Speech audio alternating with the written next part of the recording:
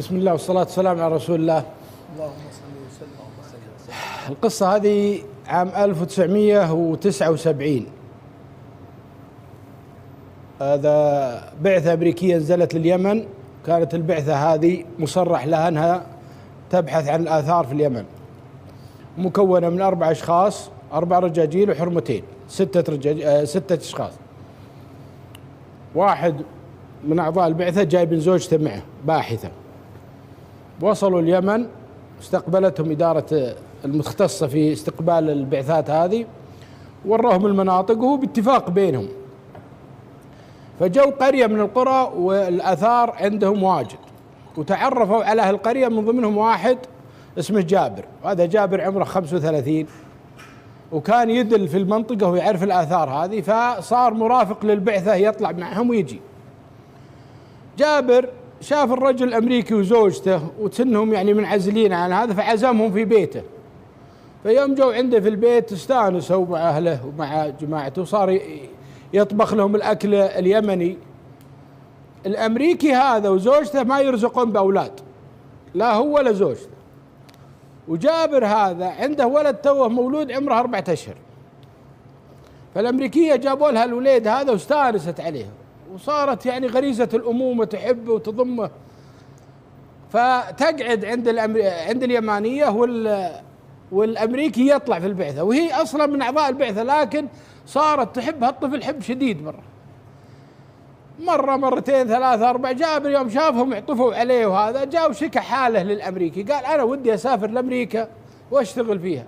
الآن البلد حنا في ظروف صعبة وحالتنا حالة. فالأمريكي قال بشوف لك الوضع وأرتب لك. خذ له أبوه 2 3. جاء اليماني قال شوف حنا ممكن تسافر لأمريكا بس بشرط. قال نعم. قال تاخذ الولد معك. قال وأمه؟ قال لا أمه لا نلقى حل انك انت معك طفل ولا عندك يعني مجال انك تربيه، فممكن تروح لامريكا ويلقون لك حل هناك. اذا انت موافق الله يعينك. سأل زوجته، قالت خلاص ما دام الطفل معك رح. طلع جواز لولده وطلع جواز لنفسه، وحددوا له موعد للسفر. طبعا يوم طلع من اليمن ووصل لامريكا، هناك كان في ترتيبات بينهم وبين يعني حقين الهجرة. أدخلوا الولد والرجال بطريقة نظامية أو بطريقة. عاشوا مع جابر ولده، الأبو اسمه ناصر والولد اسمه جابر. عاشوا مع الأمريكي وزوجته في البيت، لقى له عمل مناسب له اليماني وصار يشتغل. إذا جاء في الليل يجي عند الأمريكي، عنده زي ما تقول غرفة يسكن فيها، والولاد من قام عنده؟ عند الأمريكي. فالأمريكية هذه انهبلت على هالولد وحبته حب شديد، وصارت يعني غريزة الأمومة فيها. وهو يشتغل ذاك اليوم بعد 2 شهر من تواجده في أمريكا، أنت يا ناصر هذا تفاجأ أن إدارة الهجرة ملقين القبض عليه. وين أنت جوازك؟ شلون دخلت أمريكا؟ من الكلام هذا كله. قال أنا جاي مع البعثة هذه. خذوا حققوا معه أبو 2 أو 3. قالوا أنت تسفر، مالك أي نظام في الإقامة. ولدي طفلي. قالوا بقى سووا له خروج نهائي وسفروه على اليمن. صار اللي مبلغ عليه الأمريكي وزوجته يبون الطفل. هذا سافر لليمن، وهذا الأمريكي ربوا الولد على نفس نظامهم، صار مسمى تحت اسمهم. الولد ولد الأمريكية وولد الأمريكي. عاش الولد ما يدري عن حاله، أبوه هالرجال وأمها هالعجوز. نشأ نفس نشأة التربية في أمريكا، من ناحية الدراسة، من ناحية العلم، من ناحية هذا. الولد كان متعلم فاهم. لما وصل حال الشباب 25 طلع مثل أي شاب، سكن له مع ناس هناك وخطب له وحده، وجاء لأبوه وأمه قال أنا أبغاكم تباركون زواجي بهذه المرأة، أنا أبغى أتزوجها. قالوا وينها؟ قال بجيبها لكم بكرة. يوم جاء من بكرة وجابها لهم، تعرفوا عليها ولا هي أمريكية ومن هالحريم اللي سألوها أنت وش أصولك؟ يعني أنت مكسيكية إيطالية؟ تخبر عندهم مثل هالسؤال. قالت لا أنا لبنانية، أبوي لبناني. يوم دروا أن فيه رس عرب فيها رفضوا الزواج. حاول معهم، حاول يا أبوي يا أمي هذا يحبها تحبني، من الكلام هذا. قالوا خط خطين ومسح الثالث، حنا زعلنا عليك أنت تزوجت هذه، ما يبون أي طاري للعرب. على فكرة كانوا يغذون بكره العرب. الرجل رفض، قال هذا حياتي وأنا اللي أبى أعيشها. تزوج غصبا عليهم هالمرأة اللي أصولها لبنانية وسكن معها في شقة، عاش وياها، جاب منها 3 أولاد. صارت الأم هي اللي تتواصل وياه، الأبو قاطعه، الأمريكي هذا قاطع مقاطعة نهائية، تراهم تجار. يوم جاء 3 عيال وصار في الشركة يشتغل وأموره تمام، جاء نص الليل اتصال، تراه يقعد بالسنة ما يشوف أمه أو ما يشوف هالمرة اللي تربيه. رفع نص الليل التلفون، من معي؟ قالوا معك المستشفى الفلاني، والدتك في حالة خطرة وتقول تكفون جيبوا لي ولدي أسلم عليه قبل ما أموت، ودي أشوفه، وحنا الآن إنسانيا نتصل عليك نبيك تجي المستشفى. قالوا خير، قم من فراشه وشغل سيارته وروح للمستشفى ويسمحوا له بالدخول، لأن المرة يوم شافته قامت تبكي، يحتضنها يا يمه ما في إلا العافية من هالكلام هذا كله. قالت أنا أبغى أعترف لك بسر خطير. قال خير؟ قال تراك منت بابني وهذاك فلان مو بأبوك. يوم بدأ شلون؟ قالت وتعلم لها قصة من سفرتهم إلى اليمن وجيبتهم له، وهذا وضعك وهذا وضعك، وأنا ما عندي من أبوك إلا هذه الصورة، وشايلك وعمرك 8 شهور عندي في البيت، في صورة مصورة أبيض وأسود وفيها أبوه وصورته وهو بشيوخ، واسم أبوك ناصر، أنت اسمك جابر ناصر حميد. أعطيتها الأسامي ال3، وهذا اللي أعرفه عنك، وأنت من صنعاء، أو ما قالت صنعاء قالت من العاصمة. الرجل ولا والله كلام مختلف تماما. الآن أنت تتكلم يعني الكلام هذا ترى قبل سنة أو لا أقل من سنة. شلون؟ قالت هذا أبغى أبري ذمتي وأبغى يعني أقول لك الحقيقة. يقول ما أدري عن مرض أمي ولا عن نفسي ولا هذا، أصدق أكذب، يقول واطلع هايم ضايق صدري. رجعت للبيت، يوم رجعت البيت قالت زوجتي وش شلون والدتك؟ قال طيبة. قالت طيب فيك حزين؟ قال والله علمتني بأخبار سيئة. علم زوجته بالموضوع كامل. قالت اصلا انت ما همك لا هذيلا ولا ذلك، انت ايش عندك عيالك وعندك زوجتك ولا عندك ابو ولا عندك ام من اول، يعني انت حاسس انهم اب. قال لا انا الان عرفت ان لي ابو ولي ام وابغى اشوفهم يمكن انهم افضل من هذيلا. فصار بينه وبينها نقاش، يا الله رقد الليله الاولى، اليوم الثاني الثالث جاء خبر وفاه الام هذه اللي مربيته، حضر جنازتها وذاك طبعا مقاطع، قاعد يدير التفاكير يوم يومين 3.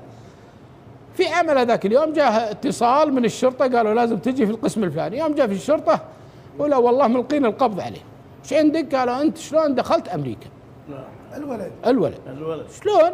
انا معي جنسية قالوا لا انت يماني وانت داخل على اساس انك من ضمن حق الهجرة، وشلون حصلت على الجنسية وشلون؟ بلغ فيه الخبيث ذا. قم طال عمرك وجابوا لابوه، قال ابو انا والله ما ادري، هذه يمكنها زوجتي اللي توفيت اللي جايبته. انكر زوجته اللي بلغت. الرجل اسقط في يده، صار عليه تزوير، صار عليه قضايا، انت ما علمتنا، انت عندك خبر، انت عندك الكلام. سجن 10 ايام على ذمة القضية هذه. بعد ال10 ايام اخلي سبيله بكفالة. طبعا هو قوم محامي، رجع للبيت. يوم رجع لبيته ولا والله زوجته متنرفزة، يوم عرفت انه عربي وان هذا وضعه وانه مو بوارث كرهته. فصار اللي مبلغ عليه زوجته اللي اصلها لبناني تبي تفتك منه. فيوم درى طلقها. المحامي اتصل عليه في هذه الاثناء قال له هو اسمه مو بسميث ابي يجي اسمه. قال له المحامي شوف الان القضيه ترى قويه وخطيره جدا ويمكن تسجن بالتزوير ويمكن ترحل، لكن الان المطارات مفتوحه ويمكن تسافر لاي دوله. قال يعني ايش اسوي؟ قال انا ما اقدر اخليك تتحايل على القانون، دبر عمرك. عرف انه يقول له انحش اطلع من امريكا. على طول طلع المطار. الكلام هذا يا اخوان قبل شهر، طلعت من المطار قبل شهر من الان. طلع للمطار جاء حقين التذاكر، قال اول رحله، قال في رحلات كثيره، قال عندك على اليمن او على لبنان؟ قال لا عندي على برلين. قال احجز لي على برلين في المانيا، ويحجز وينزل في برلين. وصل برلين الساعه 9 في الليل، ركب الباص وصله وسط البلد، قام يدور في هالليل ما في مطاعم، لقى له مطعم راعيه ينظف. هو اللي يروى القصه صاحب المطعم هذا، يقول جاني هذا الساعة 9 في الليل وأنا قاعد أنظف بقفل المطعم، سلم علي وقال لي أبغى أكل. قلت إحنا مقفلين خالص. يقول من سحنتي وهذا. قال أنت عربي؟ قلت إيه أنا عربي. قام خمن وقام يبكي. الأمريكي خم راعي المطعم. يقول أنا حسيت إن في شيء يعني الرجل هذا، وقلت لو طلب المطعم أعطيته إياه. فوش عندك؟ قال والله أنا عندي قصة طويلة وهذا. قال شوف أنا تعبان وأنت، أنا بحجز لك في غرفة واسكن فيها، إذا جاء بكرة تعال. حجز له في غرفة وخلى الأمريكي يروح. هذا قفل المطعم. يوم جاء من بكرة يقول فتحت المطعم عيني على المطعم احتريه يجي. يقول مخدت له داخل علي على العصر. قعدوا غديته ويقول يوم فضل المطعم. قعدت أنا وياه في ركن الساعة 6 المغرب. قل لي القصة. قال أنت من وين؟ قال أنا من فلسطين. شو اسمك؟ قال اسمي يوسف أبو فيصل. يوسف أبو فيصل هو راعي المطعم. يا يوسف أنا قصتي هالشكل وهالشكل وهالشكل، والحين هذا وضعي وهذا وضعي. والله إن أكره ما أشوف على الأرض العرب والمسلمين، والآن هم أحب ما أشوف على الأرض. لا إله إلا الله. وهذا ما صار لي وهذا ما صار. وأنا جايك الآن ما أدري، أنا يماني ولا أدري عن عندي إلا هالصورة وعندي هالورقة. قال شوف أنا في إخوان يمنيين يجوني في المطعم يأكلون عندي، خليني أتصل عليهم يمكن يساعدون. بالفعل اتصل على هاليمنية 3 منهم. قالوا أنا أبيكم تجوني الآن ضروري. قالوا والله يا أبو فيصل حنا مسافرين برا برلين، لكن بعد 3 أيام نجي. يقول قلت خير خوياي بيجون بعد 3 أيام يا ميشين. قال والله أنا عجل إذا فيه مجال. قام اتصل عليهم ثاني مرة. قال ما تعرفون يماني هنا في برلين يجينا؟ قالوا ولا في واحد صديق لنا اسمه ناصر. دقوا على ناصر قال نعم. قال رح للمطعم الفلاني. قال أنا ماني برايح، أنا عندي ضيوف جايين من اليمن هالحين. جابوا أبو فيصل دق عليه يا يا أخوان أنا عندي ضيف وضروري حضوركم وأبي أعشيك وأعشي ضيوفك يا ناصر، جيبهم لي. قال ناصر ابشر. جاء ناصر ومعه الضيوف 2 وقعدوا عنده في المطعم سوى لهم عشاء. قم أبو يوسف أبو فيصل وعلم الشباب بقصة ميشين. هذا ما صار. هذا الرجل لا يعرف لا عربي ولا ألماني ولا شيء، ما يعرف إلا إنجليزي، وهذا هو قدامكم. قال اسأله من وين؟ قال والله من العاصمة. قال ناصر وش رأيكم يا أخوان؟ هذا الرجل يحتاج له نسوي له فريق عمل عشان نبحث عن أهله. نستخدم السوشيال ميديا، هذا الكلام قبل 10 أيام. نستخدم السوشيال ميديا ونرسل في سنابات ونرسل في مواقع التواصل في اليمن من مضيع له ولد في هالعمر. قال ناصر أنا عندي حل. قالوا وشو؟ قالوا أكثر من يحل المشاكل هذه الحريم يعرفون العوائل. أنا أمي مشتركة في أكثر من 20 جروب، فممكن أرسل لها الصورة وممكن أرسل لها الاسم وخليها ترسل الجروبات ويمكن الله يحلها علينا. قم واكتب القصة كاملة والصورة والمعلومات اللي عنده وارسلها لأمه وهم قاعدين على العشاء. خذوا بنص ساعة هلا تلفونه يدق. أنت يا ناصر من اليمن اتصل علي، أنا ما عندي رصيد.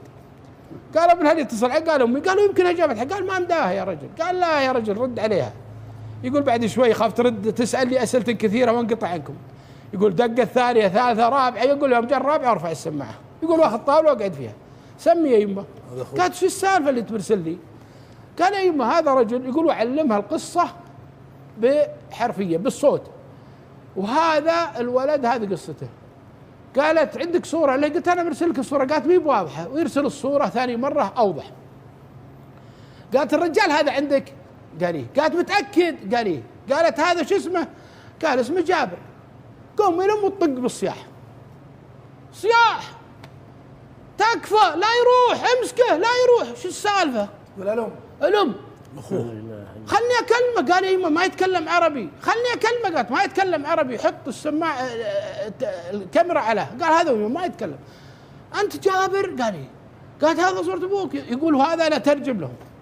قالت هذا أخوك يا ناصر. لا إله إلا الله. أخوي شلون؟ قالت أنا قبل ما أتزوج أبوك من زوجة الناصر أبوه، وجاء الولد وسافر معهم وطردوه من أمريكا وجاء بعد 3 شهور مات قهر على ولده، وتزوجت أبوك وجيت أنت، وأنت جيت ما تدري عن القصة هذه. ما رحنا للسفارة الأمريكية ورحنا للسفارة اليمنية وقدمنا على جميع الوسائل نبي الولد ما درينا. لا يفوت الولد. أنا قاعدة أدعي ربي حوالي 5 سنين من بعد ما فقدت أن الله يعقله لي ويجيبها لي، والآن عندي شهادة ولادة وعندي أوراقه وعندي جميع ما يثبت أن هذا ولد وصوره وكل شيء. لا إله. أنت صادقة يمك الامريكي ما يدري، مشين ما يدري، قاعد فاكر ذمه ما يدري، يصورونه ويسمعون الكلام لكن بالعربي، واللي جالسين يسمعون بالسبيكر القصه ما يقول كل ابونا نبكي، ما ندري وش اللي صاير، شلون هالاتصال اللي تم على طول. كم ناصر خم الامريكي يحبحب فيه، الامريكي ما تعود على مثل هالامور. I am your brother، انا اخوك، يقول الامريكي شلون اخوي، ايش القصه هذه تلعبون علي انتم ولا شيء، واجلس يشرح القصه للامريكي ويجلس الامريكي يبكي. سبحان الله اللي جابني عندك في برلين عند مطعم يوسف ابو صالح ابو فيصل، وسبحان اللي سبحان الله خلى زوجتي تشتكي علي، ربما ان كان فيني خير وان الله سبحانه وتعالى بيسوقني، يقول انا اكره ما اشوف الاسلام. المهم ما لكم في الطويله، الرجال طال عمرك طلعوا له جواز من السفاره اليمنيه مؤقت، وسافر الان لليمن، وهو الان موجود في اليمن عند امه، وصارت امور الله يعيننا. وانتظر جاي بقيه القصه بلغتها لكم. فيا اخوان سبحان الله لا ييأس الانسان في حياته، لا ييأس، لا الام ولا الابو، فقدت ولدها عمره 4 شهور و3 شهور وراح وعاش له 40 سنه في امريكا عند ناس يعني ربوا على مذهب ثاني وعلى امر ثاني، ويرجعه ربي الامه. هذا بفضل الله، ثم فضل الدعاء وفضل صبر الام. اسال الله العلي العظيم ان ينفع بهالقصه. واسف الاطاله. لبى